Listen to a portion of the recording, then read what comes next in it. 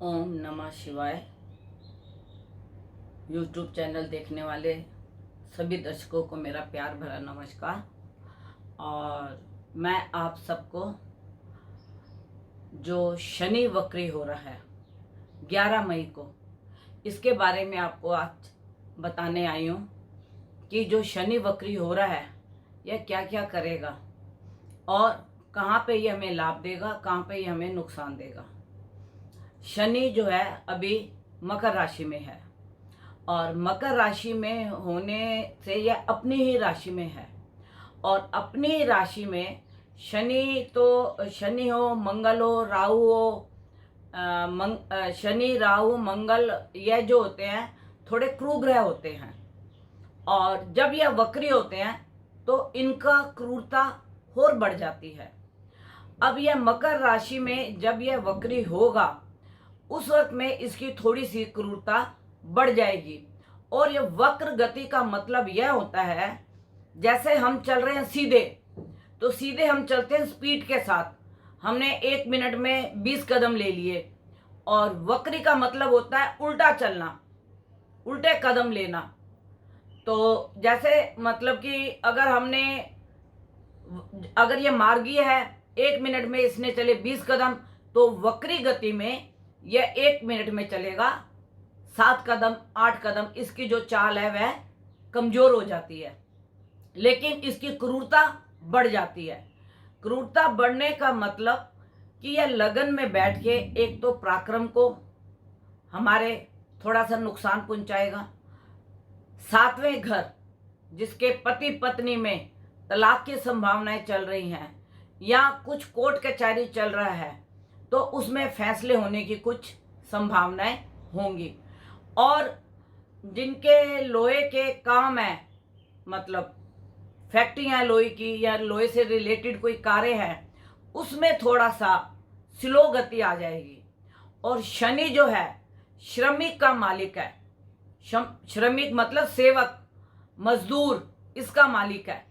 और इसके मालिक होने से 11 मई के बाद जितने भी श्रमिक हैं उन सबको यह लाभ हो जाएगा कि वह अपने घरों को ठीक तरीके से पहुंच जाएंगे। सरकार के द्वारा, राज्य सरकारों के द्वारा या किसी भी के द्वारा वह अपने घरों में पहुंच जाएंगे। 11 मई को जो शनि वक्री हो रहा है उस दिन सोमवार है और पूर्वाषाढ़ा नक्षत्र में ये शनि वक्री हो रहा है।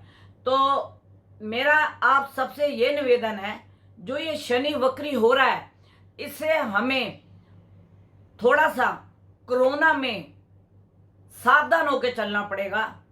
और जो इसमें सावधानी नहीं बरतेगा उसके अंदर इसका प्रकोप बढ़ेगा। यह आप निश्चित होके सोच के चलिए, क्योंकि शनि की राहु पे दृष्टि तो नहीं है, लेकिन जो इनका योग बन रहा है वो इनका छठष्टक योग बन रहा है। छठा और 8वां योग बन रहा है। छठष्टक योग रोग, शत्रु, दुख ऐसी घटनाओं को प्रेरित करता है, क्योंकि मकर से शनि 7वीं दृष्टि कर्क राशि पे पड़ती है और छठे घर में राहु बैठा है। राहु की और शनि की आपस में जो दृष्टि गोचर है वो छठा और 8वां बन रहा है। तो यह रोग को बढ़ावा दे सकता है और दुख जैसी कोई घटना उत्पन्न हो सकती है। तो मैं आप सब लोगों को जो ये शनि वक्री हो रहा है उसके बारे में यही बताने के लिए आई हूँ कि अगर वैसे तो ये जिस राशि में जिस स्थान में बैठा होता है, जिस घर में अगर चौथे घर में बैठा हो तो प्रॉपर्टी जैसे, व्हीकल जैसे, माँ का सुख में हानि, और जहाँ जहाँ ये जैसी दृष्टि देगा यह वैसे कार्य को बढ़ा देगा, क्योंकि यह वक्री और क्रूर हो गया है। जितने भी ग्रह क्रूर होते हैं वो जब वक्री होते हैं तो उनकी क्रूरता और बढ़ जाती है। तो उसकी वजह से मैं आप सबको यह बताना चाहती हूँ कि जो ये शनि वक्री हो रहा है, इसके वक्री होने से आप अगर सावधानी नहीं बरतेंगे तो आपको कोरोना जैसी बीमारी को थोड़ा झेलना पड़ेगा, यह उसको बढ़ावा दे सकता है। और अगर आपने सावधानी बरती तो आपको किसी भी तरह का कोई शनि कष्ट नहीं देगा। आप शनि का जाप कीजिए, शनि के मंत्रों का जाप कीजिए। आप बजरंग बली को अगर मतलब और कुछ नहीं कर सकते तो आप हनुमान चालीसा पढ़ लीजिए, शिव चालीसा पढ़ लीजिए, ओम नमः शिवाय का जाप कर लीजिए। और इन सब चीज़ों से शनि प्रसन्न होता है। और जब शनि को आपने प्रसन्न करना है तो आप चींटियों को थोड़ा आटा वाटा शक्कर वक्कर डालें। यह आपके शनि वक्री का जो क्रूरता है उसको यह कम करेगा।